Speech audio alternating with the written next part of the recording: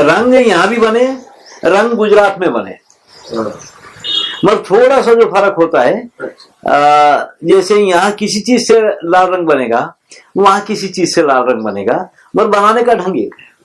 अच्छा।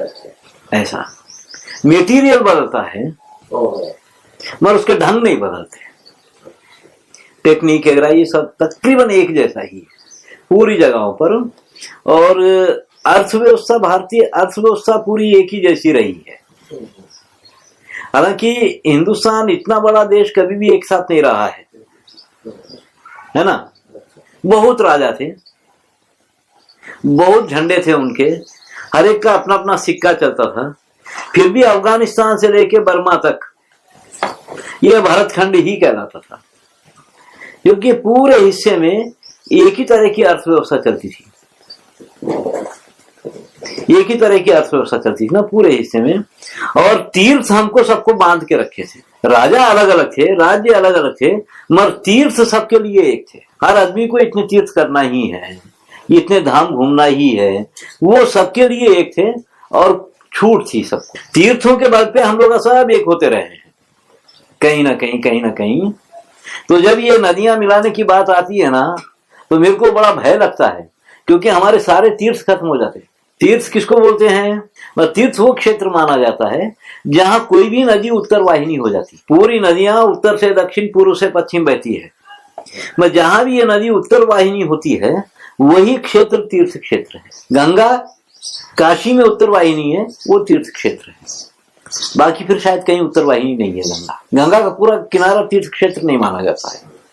गोदावरी का पूरा किनारा तीर्थ क्षेत्र नहीं माना जाता है। हरिद्वार में मानते हैं ना, जहां संगम होते हैं, मिलना होता है नदियों का, वो भी तीर्थ माने जाते हैं, वो भी तीर्थ माने जाते हैं। जहां दो नदियां मिल जाती है, संगम होता है, वो भी तीर्थ माना जाता है। ये सब जाता नदियों को मिलाए तो हाँ, फिर ये खत्म हो जाते ना, तीर्थ सब होता ही क्या। हाँ, गंगा कावेरी को मिलाने की बात करेंगे तो तीर्थ तो पूरे खत्म हो ही जाएंगे ना। इसके किनारों का जो महत्व रहा है वो तो खत्म हो ही जाएगा। तो ये नदियों को मिलाने की अगर बात करते तो हमारी पूरी संस्कृति खत्म हो गई समझना, क्योंकि हजारों सालों से हम मिल के रहे ये तीर्थों की वजह से। नहीं तो यहाँ से लेकर के काशी जाने की किसको क्या पड़ी हुई रहती थी, या काशी से रामेश्वर किसी को आने की क्या पड़ी रहती थी। अब काशी से जब रामेश्वरम से आदमी काशी जाता है तो समुद्र की रेती लेके जाता है, और काशी से जब लौटता है तो गंगा लेकर के रामेश्वरम पे डालना पड़ता है, रामेश्वरम पे गंगा जल चढ़ाना पड़ता है। रामेश्वरम जाने वाले को काशी जाकर के ही जाना पड़ता है। तो ये सब रहा है ना हमारा।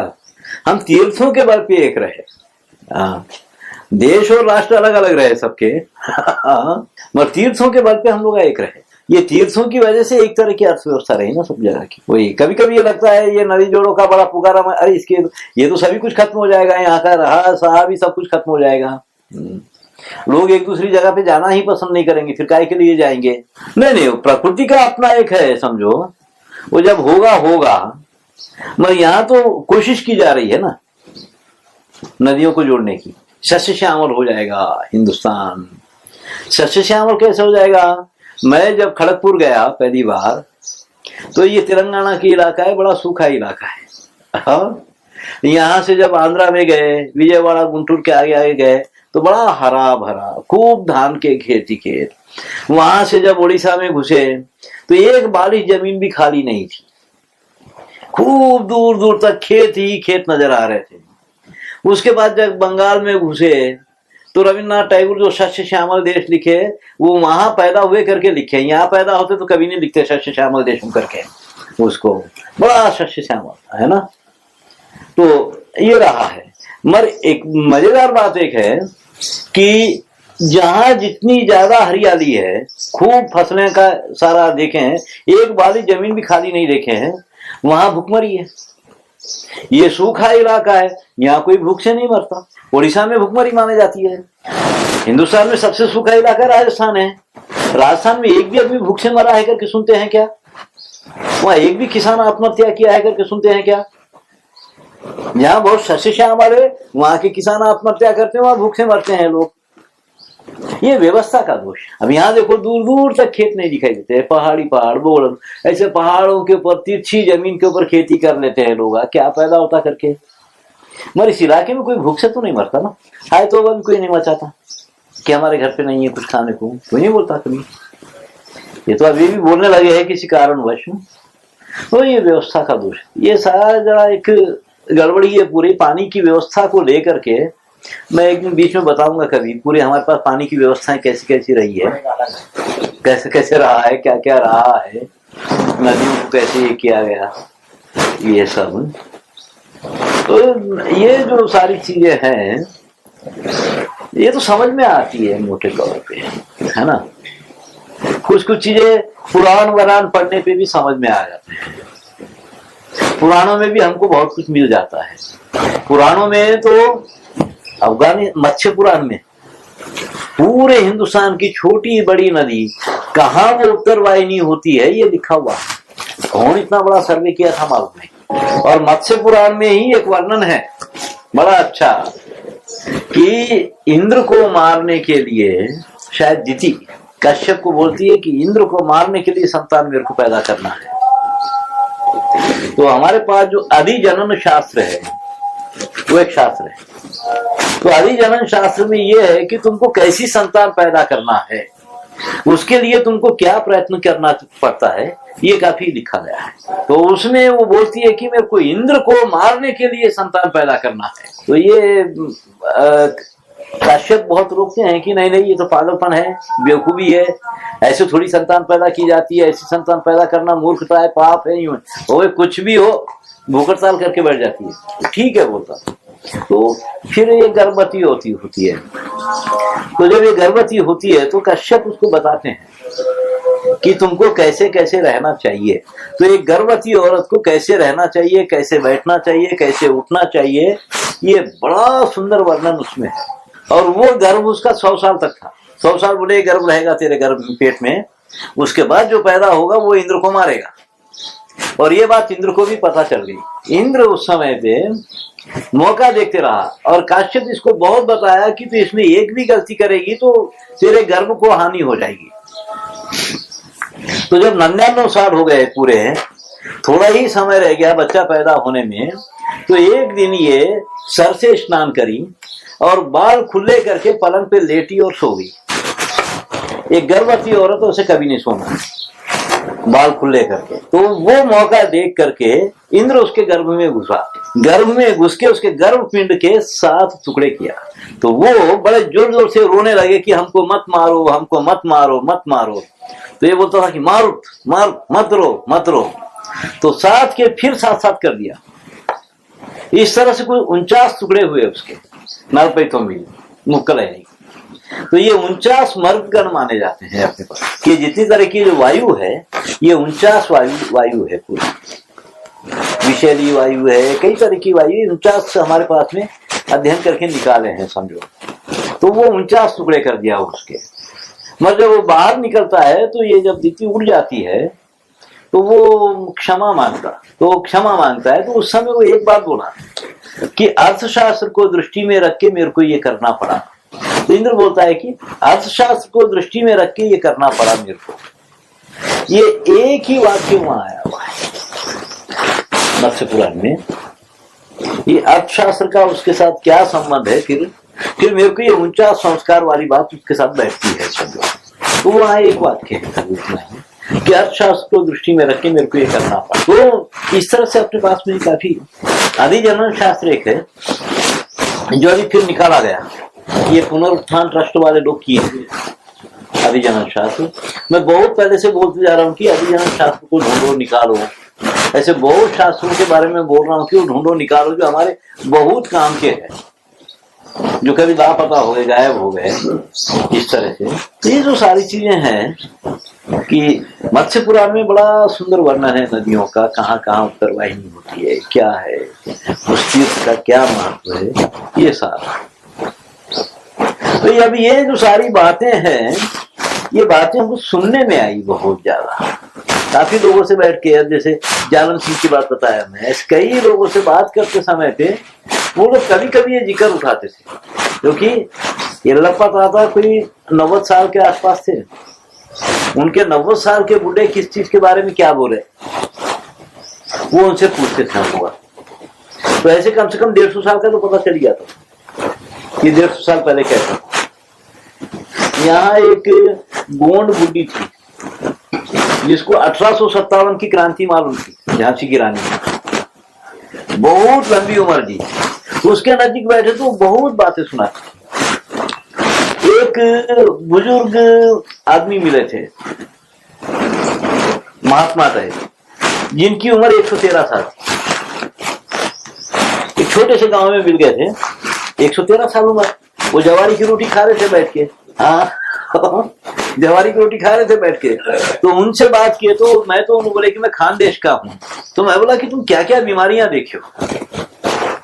यहाँ बीमारियों से कुछ अंदाजा लगता है ना, प्लेग कब हुआ था, क्या क्या हुआ था, तो लोगों को याद रहता है कि जर्लम आ रही है एప్పుడు अच्छे, येलकल रोगम एప్పుడు अच्छे करके। अब पुराने बुढ़ों को ये मालूम है, नई पीढ़ियों को ये नहीं मालूम है ना।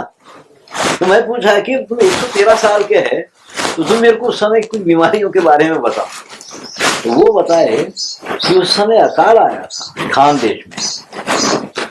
मगर उस अकाल में खास बात ये हुई थी कि कहीं भी गाजर पैदा हुई, खूब गाजर, लोग गाजर खा के ही जिए होता। और कहीं जहां खोले वहां गाजर निकल जाती थी बोले। मगर अकाल था उस समय में, गाजर मिलती थी, गाजर खा के जिए। मगर उस समय एक बीमारी आई थी बोलते, आदमी ऐसा गर्दन टेढ़ी करता और मर जाता। एक कौन सी बीमारी थी मालूम नहीं। तो वो इसके बारे में बता रहे थे। तो उनके पास से बहुत जानकारियां, महात्मा जैसे आदमी थे, वो लंबाड़े थे, गोरमाटी खानदेश के, बहुत घूमे थे वो। तो कहाँ क्या देखे, कहाँ क्या, उनके पास से काफी जानकारी लिया। ऐसे लोग बताते थे।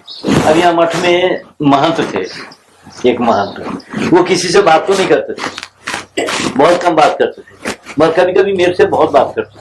एक बार बैठे बैठे हम लोग हमसे पूछे समाधि कैसे रहती है, बताओ। बोले समाधि उम्र नहीं बताता हूँ, थोड़ा सा कुछ बताता हूँ बोले। तो वो श्वास जो चला है पत्थर के जैसा, पत्थर के, उनकी आंखें पत्थर जैसे। मेरे साथ में निष्कांत था उस वक्त, निष्कांत और हम दोनों बैठ करके बात कर रहे थे। वो और मैं दोनों बहुत घूमे, सीखते समय निष्कांत साथ में था मेरे पूरे, वो भी साथ में रहा, हम दोनों काफी घूमे। तो ये महान के पास हम दोनों बैठे थे, पत्थर के सामने हो गई। थोड़ी देर के बाद में वो सहज हुआ। तो उनमें आयुर्वेद का इतना बड़ा ज्ञान था, कोई मरीज अगर उनके पास नहीं आ सकता तो उसका कपड़ा मंगवाते, कपड़ा सूंघ के दवाई देती। क्षमता आसनावती, पसीने की गंध से वो बीमारी पहचान और दवाई देते। ब्रह्मानंद महाराज बहुत जाने, उस समय वो इनमें किए हुए थे, अंग्रेजी बड़ी अच्छी जानते थे। वो संस्कृत के पंडित थे, आयुर्वेद जबरदस्त था, योगा के वो बहुत बड़े तकड़े जबरदस्त आदमी थे, मास्टर आदमी थे। तो वो नर्मदा प्रदक्षिणा किए। नर्मदा प्रदक्षिणा 3 साल 3 महीने 13 दिन में होती है, निरंतर अगर आदमी करता है ऐसा। तो 3 साल 3 महीने 13 दिन में नर्मदा प्रदक्षिणा होती है। तो नर्मदा प्रदक्षिणा किए। वहां से जब आते आते वो एक बार बता रहे थे, ताड़ोबा का जंगल है, तो ताड़ोबा के जंगल में वो एक गुफा देखे, उसमें ऐसा झुक के देखे और अंदर गिर गए, फिर वो निकल नहीं पाए। तो उसी के अंदर रहे, काफी कोशिश की निकलने की, नहीं निकल सके। तो फिर उसी के अंदर समाधि वमाधि लगा दिए, ध्यान लगा दिए। तो कभी थोड़े टाइम के लिए अपनी समाधि खोलते थे। एक दिन जंगलात वाले लोग आज घूमते फिरते आ गए, तो उस समय ये समाधि खोले हुए थे। वो बेटे इसमें टार्च मार के देखे, तो ये अंदर से पुकारे, अरे मेरे को बाहर निकालो रे। तो वो बेटे भाग के डर के मारे, ये क्या है मालूम नहीं अंदर। तो मराठों के पास बड़ी बड़ी पगड़ियां होती है ना, तो 2-3 पगड़ियां बांध के झाड़ के साथ बांध के वो पगड़ी अंदर फेंक के भाग गए दूर। तो ये पगड़ी को पकड़ के बाहर निकले, बाहर निकल के पूछे आज क्या वार है, क्या दिन है, क्या तिथि है। तो ये जब बोले, ओहो 9 महीने हो गए मेरे को। वो 9 महीने अंदर रहे, 9 महीने अंदर रहे। हम कई बार पूछे 9 महीने तो कैसा अंदर रह के बिना खाए पिए। तो वो योग की बहुत सारी क्रियाओं के रह सकता है बिना खाए पिए। वो रहे। तो ये ऐसे बहुत सारे लोग थे जिनसे काफी जानकारी, बुजुर्ग बुढ़े जो लोग थे, इनके बीच में बैठ के काफी पूछने पे बताते थे। ये लोग पूछने पे बताते थे। तो उस टाइम पे तो जैसा है कि घूमते समय, और निष्कांत काफी अच्छी पेंटिंग भी करता रहा है, साथ में खूब डट के घूमे, कुछ साल तक घूमते रहे। 74 में पहली बार मेरे को मिला था उन्हें, तो उसके बाद कुछ साल घूमे, फिर धीरे धीरे अपने अपने प्रपंच में सब हो गई।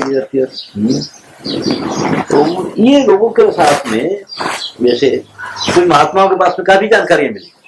जैसे वो महात्मा 113 साल के, वो और ये उस समय अच्छे मजबूत थे, तो घूम फिर रहे थे अच्छे से, कुछ भी नहीं। वैसे काफी लोगों से हम लोगों का संपर्क हुआ ना, किसी से भी मिलना, बातचीत करना, जानकारियां लेना, बुढ़ों से जानकारियां लेना, रिवाजों की जानकारियां लेना। मैं यहाँ के उस समय ये काफी लोगों को बहुत जानकारियां, लक्ष्मण नगर के एक भाई थे, उनको बहुत जानकारी, क्योंकि वो लोग ये समाज के लिए कुछ न कुछ करते रहते थे। ये समाज व्यवस्था की जानकारियां बहुत थी।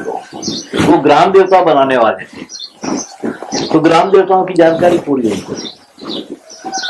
घर बनाने वाले, घरों की जानकारियां उनको थी। वास्तु का पूरा ज्ञान उनको था।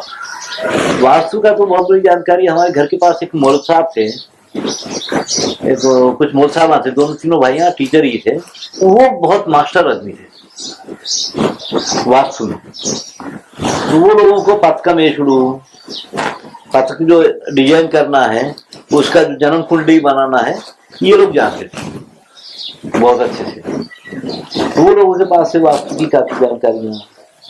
तो मंडेपल्ली करके गांव में, मंडेपल्ली का वो एक था बुजुर्ग आदमी, उसका नाम याद नहीं आ रहा है, मंडेपल्ली राजा या कुछ ऐसा था वो। तो उनके पास गए थे हम लोग, सिलसिला गया तो वहां गया था, मंडेपल्ली गया था। तो वो बुजुर्ग आदमी थे। तो बुजुर्ग आदमी से बात करते टाइम पे खूब बताए घर के बारे में, वास्तु के बारे में। वो तो एक शरीर के रूप में घर को बताए, पूरा शरीर को, घर को कैसे मिलाया गया है, तो कितनी फसलियां हैं, तो कितने भाषे होना है, ये सारा उस हिसाब से उन्होंने घर को बताए। ये वास्तु है करके बोलते थे वो। जितने हमारे शरीर में हड्डियां हैं, इतना ही सब कुछ उसमें लकड़ी लगना है, उनका अपना हिसाब था। तो ये लोगों से जानकारियां हुई। एक हमको बनारस में मिल गया था बुजुर्ग, उससे बैठे बैठे बातें होती रही। तो उन्होंने वास्तु के बारे में बहुत बताया कि वास्तु का और पशु पक्षियों का क्या संबंध है। सांप अगर घर में घुसे तो कैसा निकल जाना चाहिए बाहर, या गाय अंदर आते ही किस ओर पहले पलटती है, तो वहां गौशाला क्यों रख, ये सब ऐसे लोगों से बहुत जानकारियां। ऐसे उसमें ही एक बुजुर्ग आदमी जो बताया कि पहले क्या था कि 100 साल होते ही गांव में आग लगा दी जाती थी, गांव जला देना, फिर नया गांव बनना। क्योंकि ये जो जानकारी है, यही चीज फिर दूसरी जगह पर भी है ना अपने पास हिंदुस्तान भर में। तो ये कि शुक्र नीति के अनुसार हिंदुस्तान को 18 भागों में बांटा गया। अंग वंग कलिंग द्रविड़ पांचाला गिंचाला करके ये 18 भाग हुए हैं पूरे के पूरे। तो उसमें फिर ये भौगोलिक स्थितियों के नाम है, ये भौगोलिक परिस्थिति, ये विदर्भ है, ये भौगोलिक स्थिति है इसकी।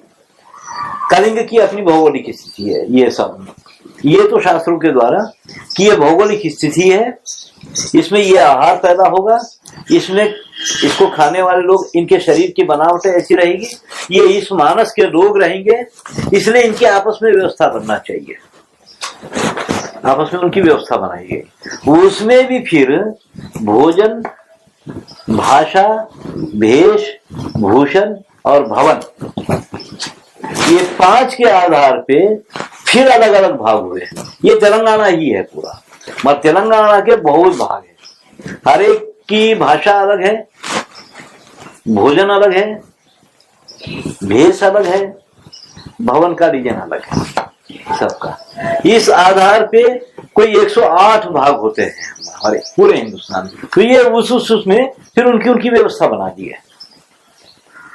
ये और दूसरों के साथ मिलेंगे तो बड़ी गड़बड़ रहेगी। इनके आपस में ये लोग व्यवस्था बना लिए तो ज्यादा अच्छा, वही लोगों का अपना सब कुछ संचालन, वही लोगों का अपना सब कुछ रहे तो ज्यादा बढ़िया है। तो ये वो काफी अच्छा रहता है। अभी क्या होता है, बिहार का कलेक्टर यहाँ आ जाता, उसको इस इलाके के बारे में कुछ नहीं रहता, क्या त्योहार है, क्या लोग करते हैं, कैसा, कुछ नहीं। वो किसी दिन कोई भी मीटिंग लगा लेगा, उसको कुछ नहीं लेना देना है, उसको वहां का सब कुछ मालूम है, यहाँ का थोड़ी मालूम है। अब यहाँ वाले को किसी को ले जाकर के कहीं का कलेक्टर बना डालते हैं, क्योंकि जहाँ पैदा हुआ है वहां उसको कलेक्टर नहीं बनने दिया जाता है शायद। हाँ, उसको अलग ही प्रांत चुनना पड़ता है। अब ये बेचारे वहां की कुछ जानते तो नहीं है, ये अपना हिसाब चलाते रहते, लोगों का अपना हिसाब चलते रहता है, मानस की जानकारी नहीं, स्वभाव की जानकारी नहीं, ये सब होता है ना। तो उस इलाके के स्वभाव अलग अलग जाएगा, अलग अलग स्वभाव। अब इस इलाके में मैं बताया वैर भाव नहीं है, करीमनगर में वैर भाव बहुत, ये तो अलग अलग इलाके के स्वभाव। अब वही रायलसीमा आगरा चले जाएंगे, वहां बहुत बहुत ज्यादा पौरुष, दुष्ट नहीं है पर पौरुषशाली नहीं है, लोग घटिया नहीं है, पौरुष है। क्या करेंगे, उस हिसाब से उनका सब चलते रहता है। छोटी सी बात को भी सहन नहीं कर पाएंगे, ऐसा। तो हर इलाके अपना अपना स्वभाव है, अपना अपना ये तो देखने में आता है। विश्व गुणादर्श चंपू करके किताब है, ये कृष्णदेवराय के जो थे तिम्मरुसु का पोतरा लिखे सो किताब थे, विश्व गुणादर्श चंपू। वो कभी तुम लोग पढ़ना देखना, आज से 400-500 साल पहले वो किताब लिखी गई है। तो कितना बड़ा वो सर्वे किया पता नहीं। उस किताब के द्वारा हम लोगों को पता चलता है कि उसमें क्या होता है, दो दोस्त विमान में उठते हैं कि चलो भूमंडल देखा जाए, तो एक दोस्त दूसरे दोस्त से पूछता है कि अब हम कहाँ है, तो वो बोलता है कि अब हम विदर्भ देश में है। अच्छा, विदर्भ देश में है क्या हम? ये तो स्वर्ग जैसी भूमि है, यहाँ जहां तहां जल ही जल दिखाई दे। दूसरा बोलता तू कौन से त्रेता युग की बात कर रहा है, ये कलयुग है, यहाँ तो अब कुछ भी नहीं है, सूखा है, यहाँ तो घास भी पैदा नहीं होती है, करके इसको विदर्भ कहा गया है। और करके एक दोस्त को दोष देखने की आदत होती है और एक दोस्त को गुण देखने की आदत होती है। तो उस इलाके के दोष और गुण क्या है ये बराबर लिखे गए, हर इलाके के बारे में वो लिखा है। तो वो विदर्भ का बड़ा अच्छा वो लिखा, यहाँ का ब्राह्मण तो खाने के पहले नहाने वाला है। वो अभी भी है वैसी, खाना बन गया तो नहाते हैं पटे विदर्भ में। इधर क्या लिखा कि गोदावरी और कृष्णा के बीच के लोग कैसे रहते हैं। जब तो प्रांत नहीं थे तो ये नदियों का ही था ना पूरा, कि गोदावरी और कृष्णा के बीच के लोग। तो उन्होंने बड़ा मजेदार लिखा है कि ये 10 रुपए एक थोड़ा सा दान करेगा और 10 दिशाओं में कीर्ति चाहता है यहाँ का आदमी। वो तो गुण है ही है यहाँ पे, जहां तहां अपने नाम लिखवाता है वो कि मैं दान किया हूँ। ये बड़ा अच्छा, वो पता नहीं कितना वो घूमा और कैसे ये जाना दोष और गुण एक एक इलाके के। तो अब कहाँ है हम वेंकटाद्रि पर, अच्छा, ये पैसा इकट्ठा करने वाले भगवान की जगह है, ये तो बहुत पैसा इकट्ठा करता है करके दोष बोलता था, उसके पूरे दोष बताता। ये दूसरा पूरे उसके गुण बताता है। बड़ी मजेदार किताब है, कभी निकालो। ये तो शास्त्री जी जब औरंगाबाद से आए थे, उनकी किताब यहाँ रह गई थी, तो मैं ऐसी देखा, वो भूल गए थे। संस्कृत में है ये उनके पास है, विश्व गुणादर्श चंपू, वेंकटेश्वर दीक्षितुलु उसको लिखे सो किताब को, तिम्मरुसु मनमरु राशन पुष्कमरी। वो उस समय भी ऐसा बहुत अच्छा सर्वे गिरवे किए हैं। तो ये सब कुछ देखने से मालूम पड़ जाता है ना कि कैसा रहा होगा, क्या रहा होगा। ये सारी जगहों का, ये सारी इसका।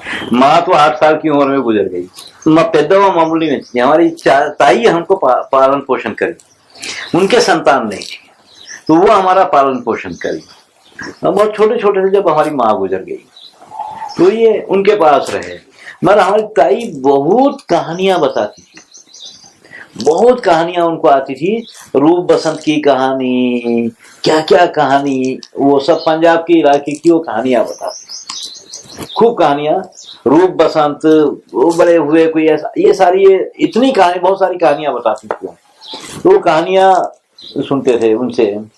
मगर उनका एक ये था हमारे चाची का कि वो मैं अखाड़ा चलाता था जब डैम वर्ष करना, तो अरे तू अखाड़ा चलाने वाला है, तू पत्थर का काम करने वाला है, तेरे को ये खाना चाहिए वो खाना चाहिए बराबर। तो वो मेरे को गाय निचोड़ते निचोड़ते एक गिलास दूध वहीं पिला देती थी, जब पी जा दूध, कच्चा दूध गाय का। तो वो जब छाछ बनाते थे ना, आधी छाछ बनने के बाद जब थोड़ा थोड़ा मक्खन आने लगता था, एक गिलास वो पिलाती थी मेरे को। हाँ, एक गिलास वो पिलाना आती थी। तो उनका एक बड़ा विचित्र था, वो हर एक क्या काम करने वाला है, उसको क्या जरूरत है, ये हो जाती थी। आज की किसी माँ को ये जानकारी नहीं है। हाँ, कभी ख्याल ही नहीं करती किसी बच्चे का। तो वो एक बार उनको मालूम नहीं क्यों कि लगा कि इसकी स्मरण शक्ति बहुत कम है मेरी। तो वो चारों मगज गेहूं भिगा करके, गेहूं को कूट के उसका पीस के उसका दूध निकाल के, ये चारों मगज मालूम नहीं क्या क्या मिला करके कुछ चीज पका करके कई दिन तक वो मेरे को पिलाते रही। बहुत स्वादिष्ट है। मैं ये लोगों को अभी कई बार बोलता हूँ कि कुछ तो ऐसी चीज बनाया करो भाई। तो वो दूध पिलाते ही। तो बात ये थी कि रोका कभी कोई कुछ नहीं, कभी कोई भी रोका नहीं मेरे को, मालूम नहीं क्यों नहीं रोके, मगर रोका नहीं कोई, न पिताजी रोके न भाइयां रोके कि तुम क्या कर रहे हो क्या नहीं, घर को क्या, कभी कोई बात ही नहीं किया मेरे साथ में। हाँ, अब कभी कभी वो लगता फटाक फटाक सब मर गए, अब ये सब भोगना पड़ रहा है फिर मेरे को। है ना। तो कभी कोई कुछ बोला नहीं। वो एक पता नहीं क्यों रहा है, कभी कभी ये हमारे जो साथ में काम करने वाले बच्चे हैं, इनके परिवार इनको बड़ा रोकते थे, है ना। सतीश का परिवार बहुत रोकता था, निष्कांत का परिवार बहुत रोकता था कि है कि ये सब चीजें नहीं करना है। तो अब मेरे को कल्पना नहीं थी कि घर वाले लोग ऐसा रोकते थे। इनके कभी कभी इनके माँ बाप मेरे को आके गालियां वालियां भी देके चले जाते थे। तो मेरे को कल्पना नहीं थी कोई ऐसा रोकता भी होगा, मगर रोकते हैं लोग। अब पिताजी वगैरह कभी नहीं रोके। बाद में तो अब शादी की तो हमको कोई कल्पना ही नहीं थी कि हमारी भी शादी होंगी या प्रपंच बसाएंगे, ऐसा कुछ था ही नहीं खोपड़े में।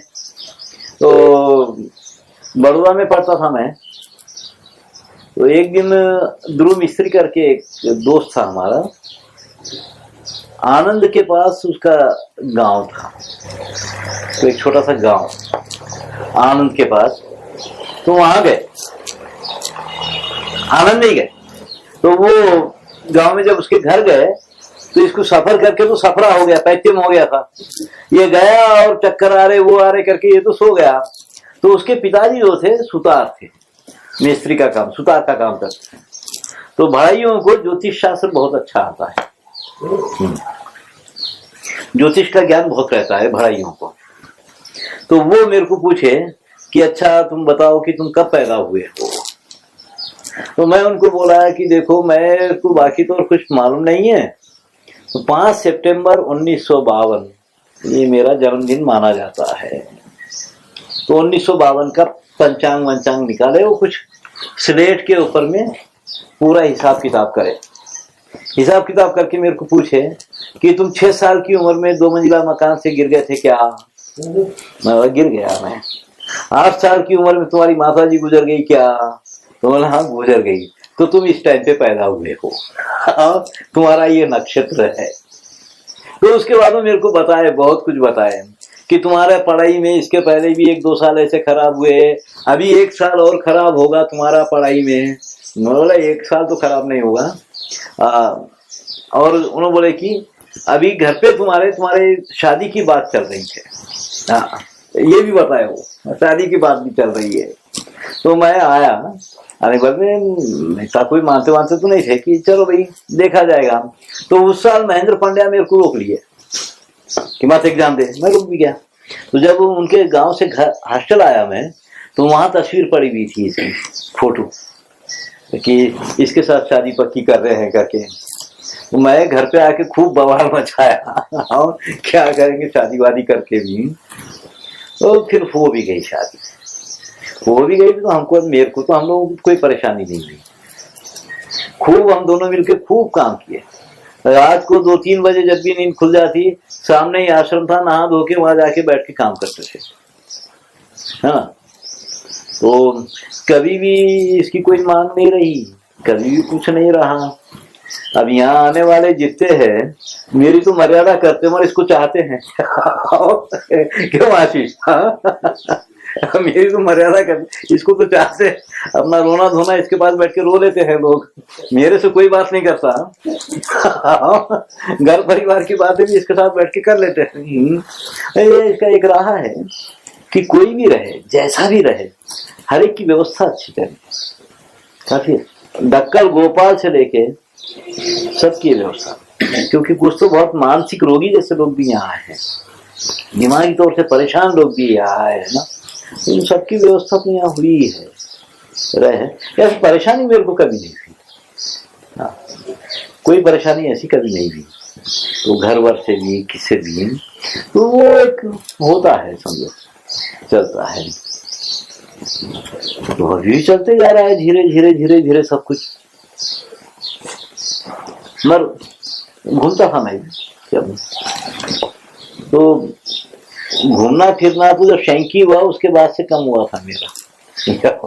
मैं तो बहुत रात से ही घर पहुंचता था ना मैं।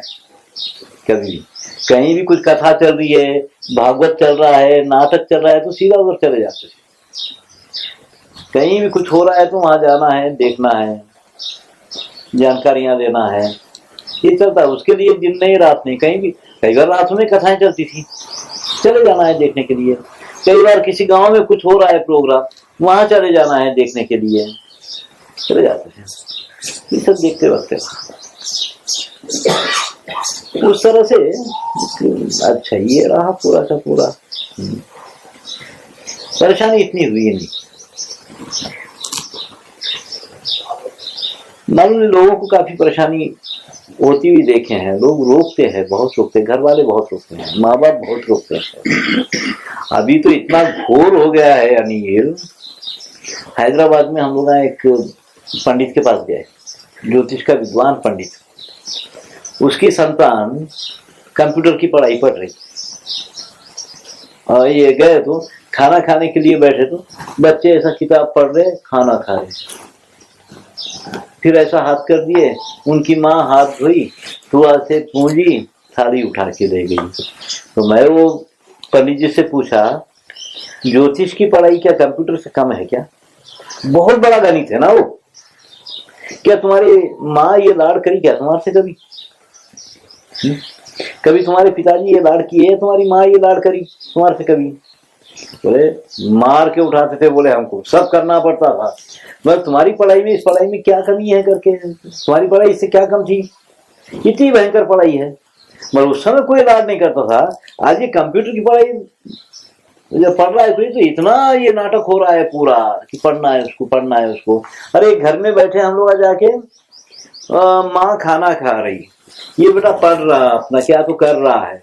इतने में घंटी बजी तो वो लड़का उठने लगा, नको नको नको तू मत उठ, मैं उठती हूँ करके वो खाना खाते हुए जाके दरवाजा खोली। अब इतना तो अत्याचार हो रहा है बच्चों के ऊपर। आओ, उनको कुछ करने नहीं दिया जा रहा है, पढ़ो पढ़ो पढ़ो पढ़ो पढ़ो, ऐसा भयंकर। ये पढ़ने का जरा आंध्र प्रदेश में जरा ज्यादा ही है। अरे कहे तो सब जगह तो इतना पागलपन नहीं होगा जितना यहाँ पे। मैं बताऊं, नागपुर से हम लोग जब दिल्ली गए तो नागपुर से कुछ लड़के चढ़ गए, जा रहे थे देहरादून जा रहे थे, तो खूब हल्ला मचा रहे थे वो लड़के लड़कियां, और उनके मास्टर साहब भी साथ में थे, लेक्चरर भी थे, उसका भी खूब मजाक उड़ाया जा रहा था। ये सब हो रहा था।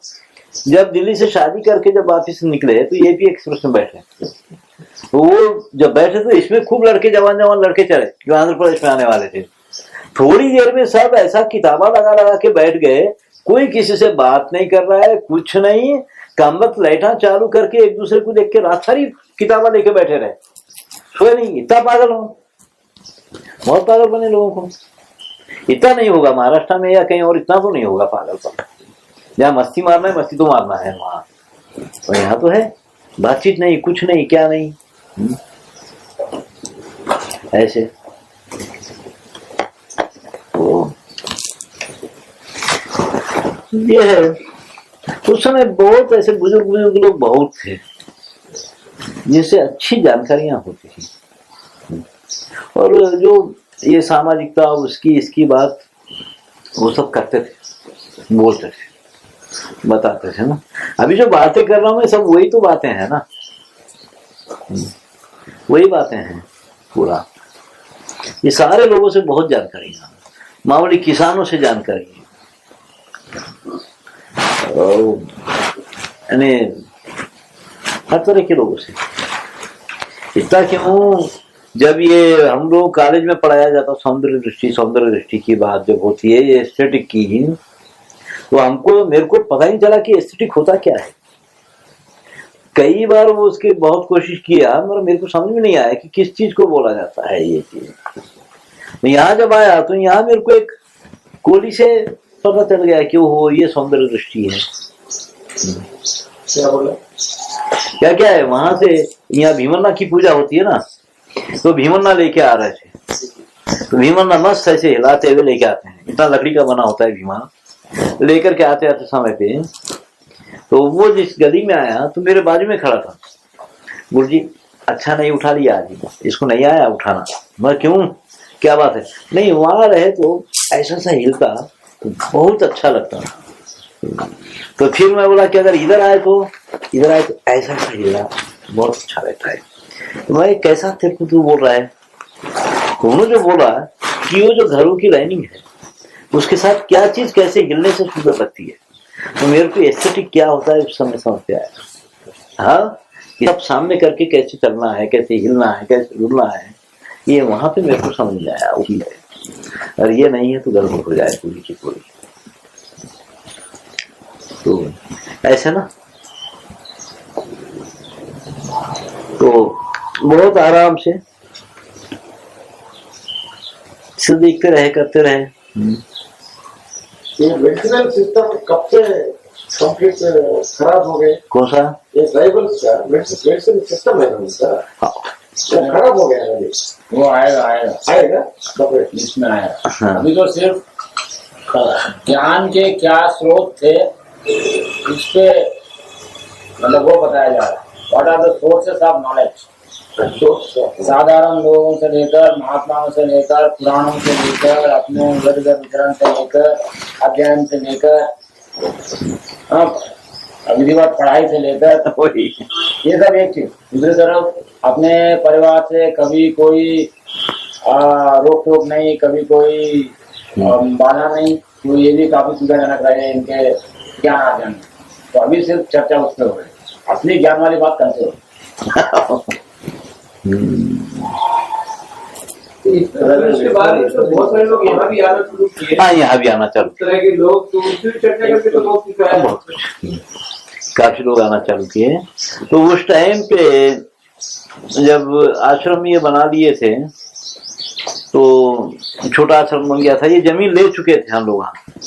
तो उस समय पीवी श्रीनिवास ये आया था, ये वो जो है ना कपाट कुछ, उसके द्वारा ये डीआरडी में प्रोग्राम डायरेक्टर के हैसियत से कुछ आया।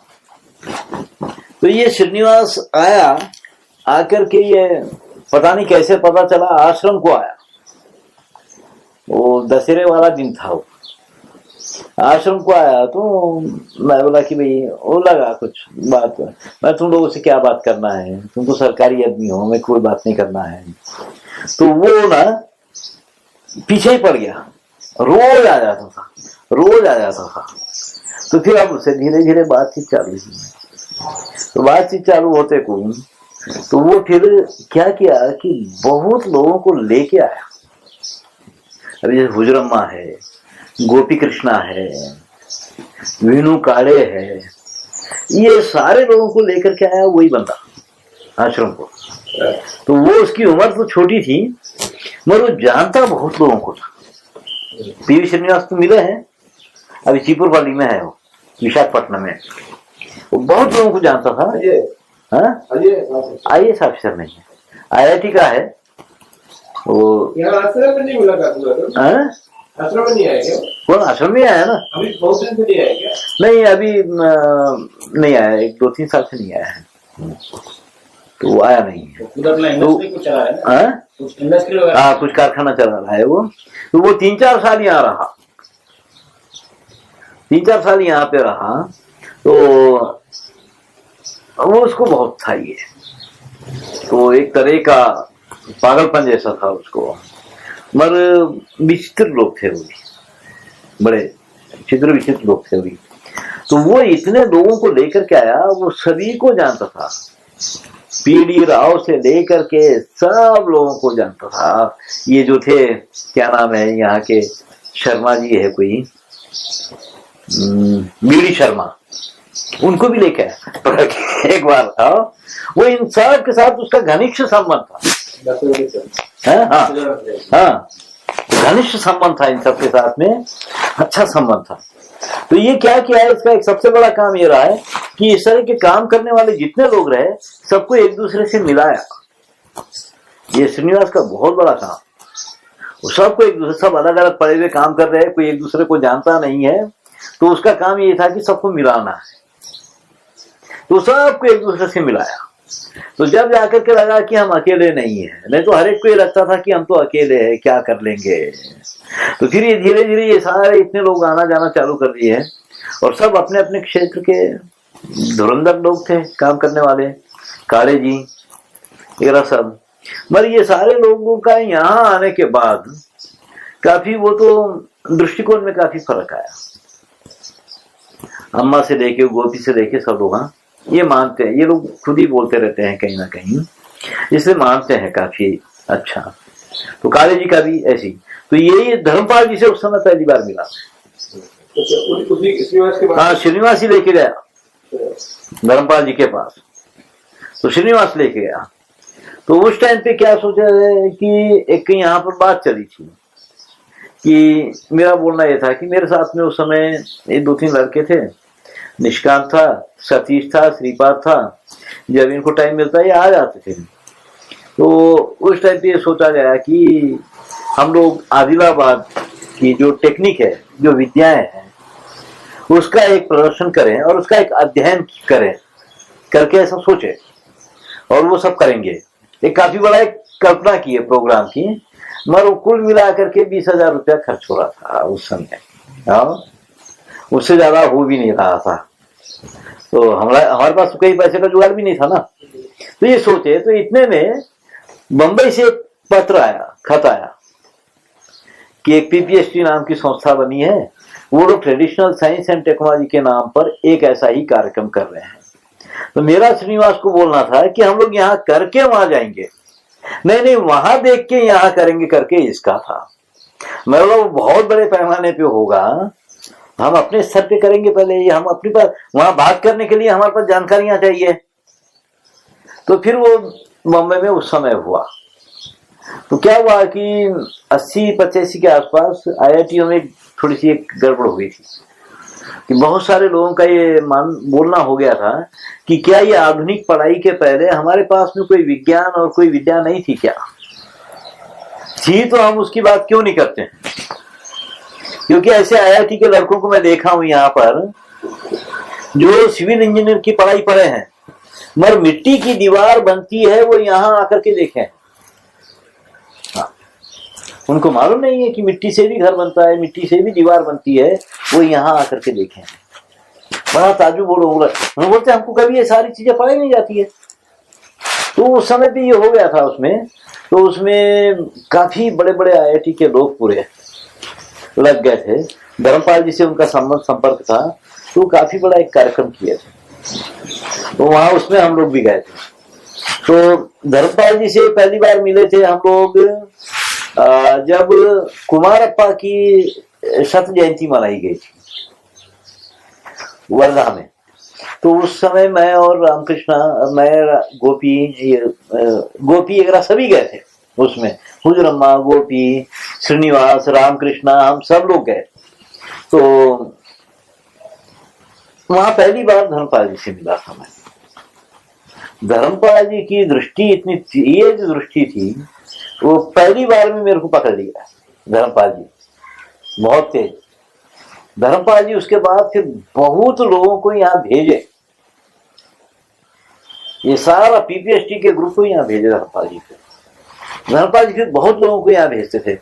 तो क्या होता था, धर्मपाल जी के पास में लोग बहुत बार जाते थे मिलने के लिए। मेरे को ये था कि धर्मपाल जी से सुना जाए, मगर वहां गए तो धर्मपाल जी काफी नाराज रहते थे मेरे से।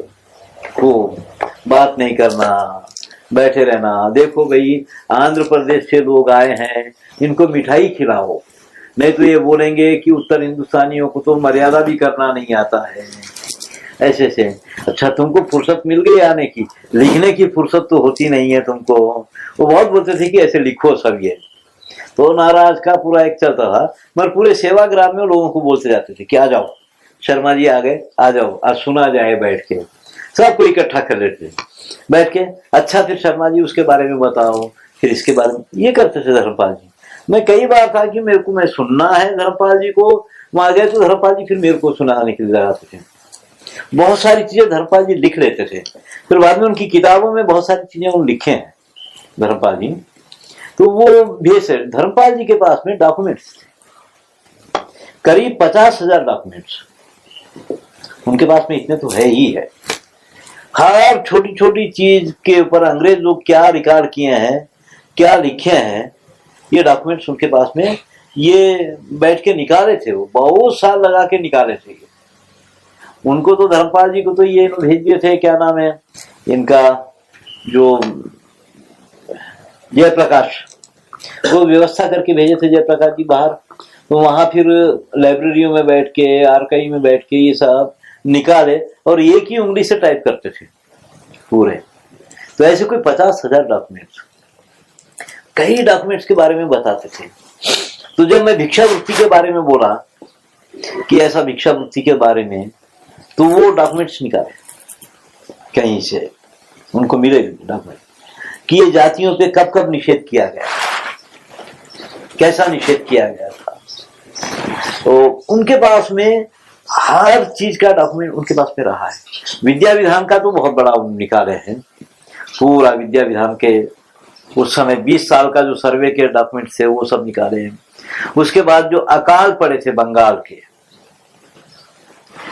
के अकालों के ऊपर उनके डॉक्यूमेंट थे, क्योंकि वो प्राकृतिक अकाल नहीं थे, वो अकाल पैदा किए थे, बहुत लोग जिसमें मरे थे, तो उसके बहुत सारे डॉक्यूमेंट, ये सारी चीजों के डॉक्यूमेंट्स उनके पास थे। छोटी छोटी व्यवस्था वो लोग कैसे बनाए, किसी व्यवस्था को खत्म करने के लिए कब मीटिंग हुई, कैसे हुई, ये सब डॉक्यूमेंट उनके पास रहे हैं। तो ये सब निकाल के लाए। तो वो जो बात करते अभी वो जो डॉक्यूमेंट्स थे पूरे, वो आज की जवान पीढ़ी के लिए जरूरी है। ये प्रमाण मांगते हैं तो प्रमाण है, मगर मैं जो बात करता हूं, मैं 50 सालों में जो देखा मैं वो बात करता हूं। धर्मपाल जी 200 साल पहले के डॉक्यूमेंट्स पूरे निकाले, वो भी यही बात करते हैं, मगर मैं जो देखा हूं अपनी निगाह से मैं वो बात करता हूं ऐसा।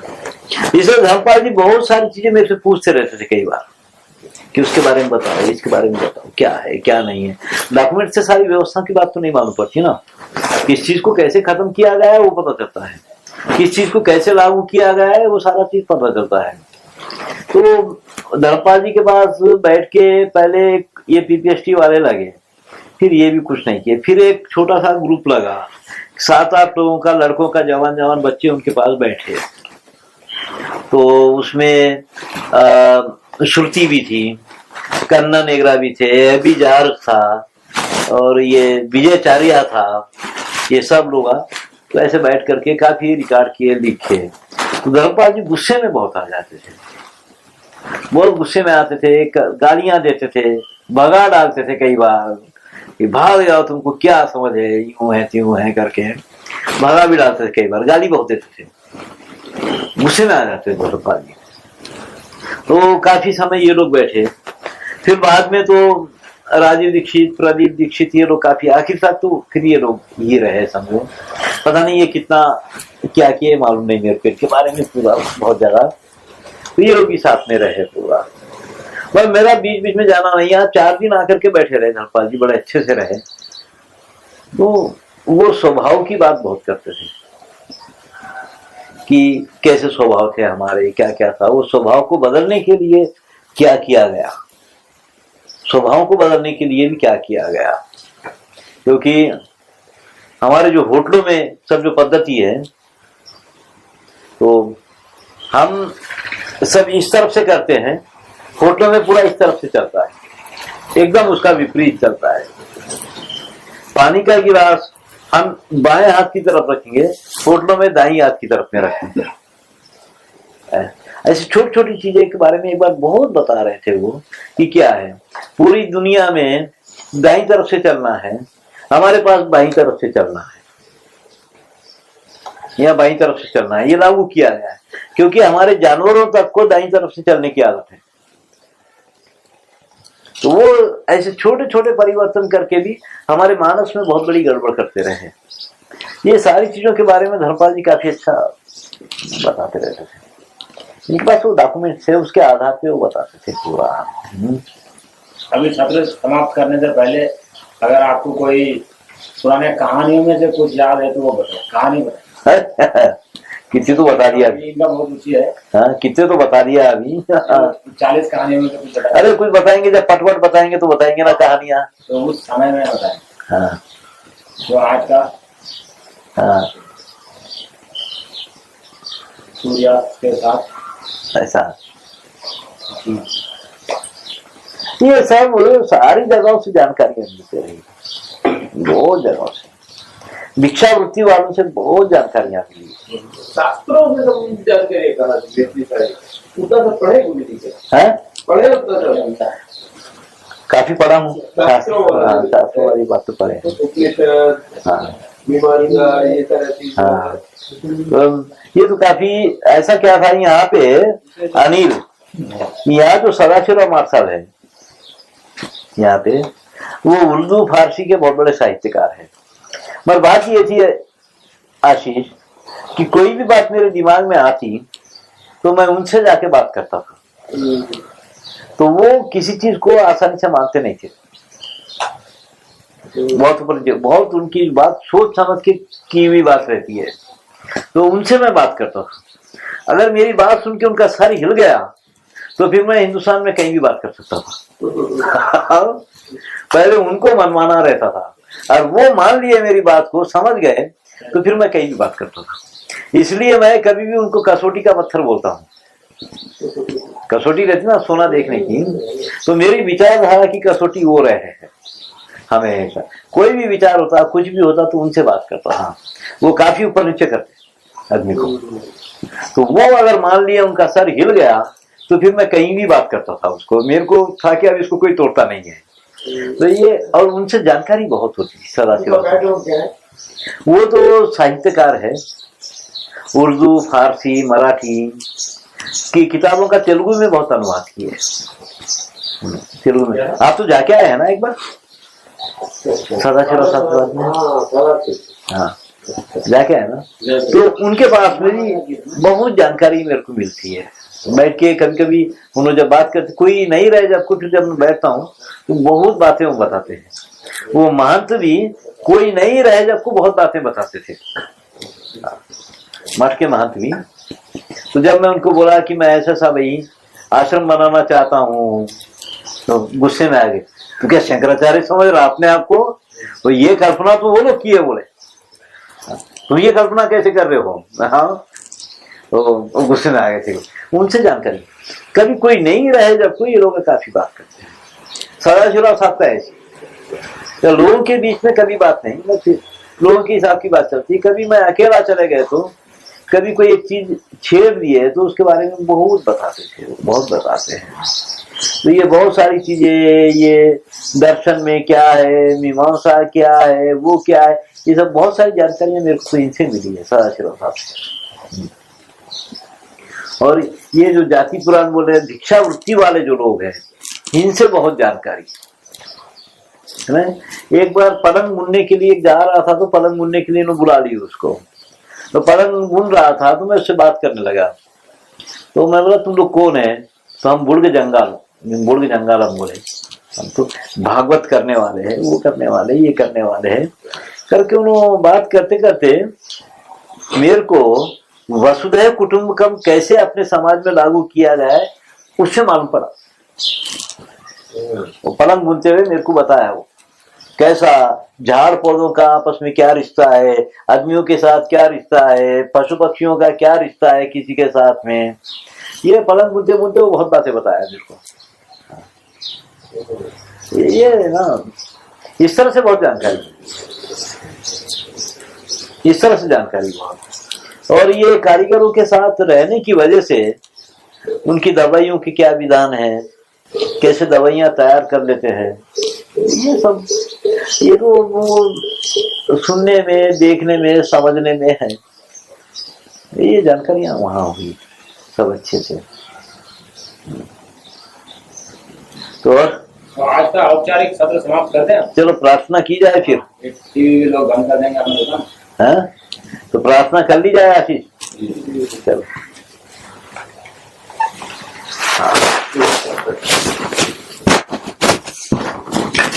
प्रार्थना करके दरबार बर्खास्त करेंगे।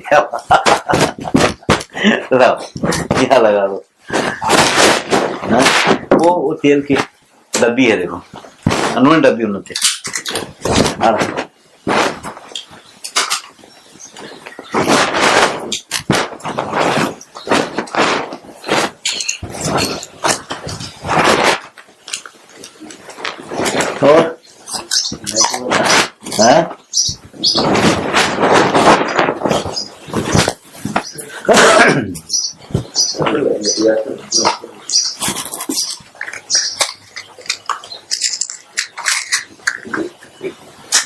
अभी तो बहुत सारी बातें होगी बीच बीच में, ये सब बातें भी हाँ हाँ।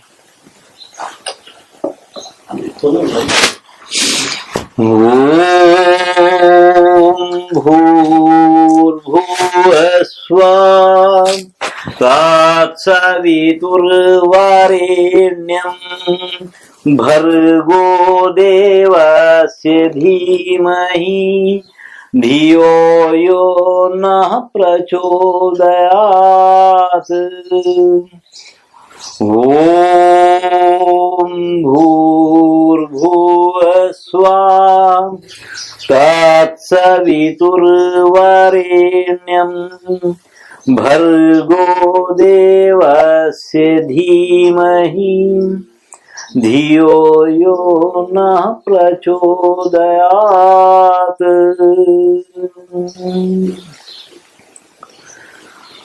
सांच बराबर तप नहीं, झूठ बराबर पाप, जाके हृदय सांच है ताके हृदय आप।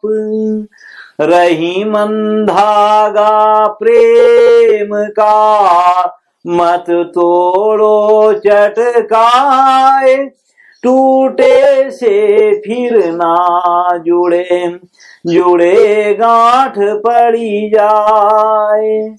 आया है सो जाएगा राजा रंक फकीर, कोई चला चल सिंहासन, कोई चला बंद जंजीर। राम नाम की लूट है, लूट सके तो लूट, अंत काल पछताएगा, प्राण जाएंगे छू। बड़ा हुआ तो क्या हुआ,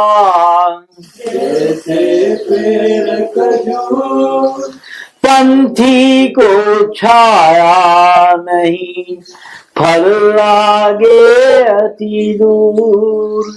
जाघट प्रेम न संचरे, सो घट जान मसान।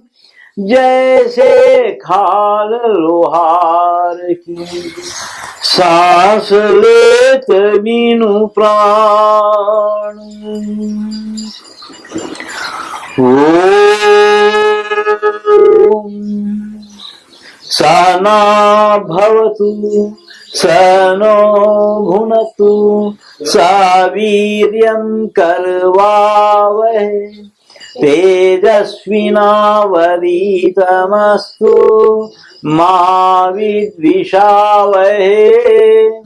ओम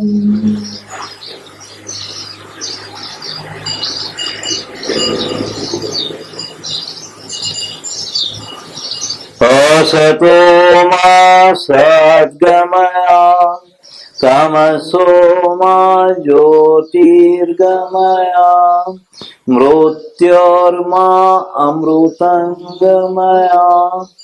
ओम पूर्णमदः पूर्णमिदं पूर्णात् पूर्णमुदच्यते पूर्णस्य पूर्णमादाय पूर्णमेवावशिष्यते।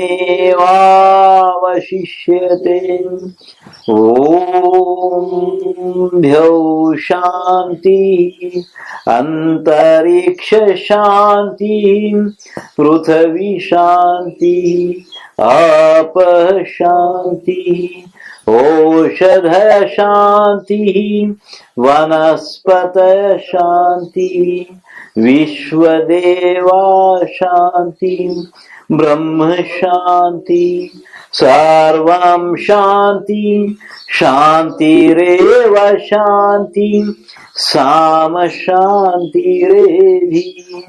ओम शांति शांति शांति। हरि ओम। चलो और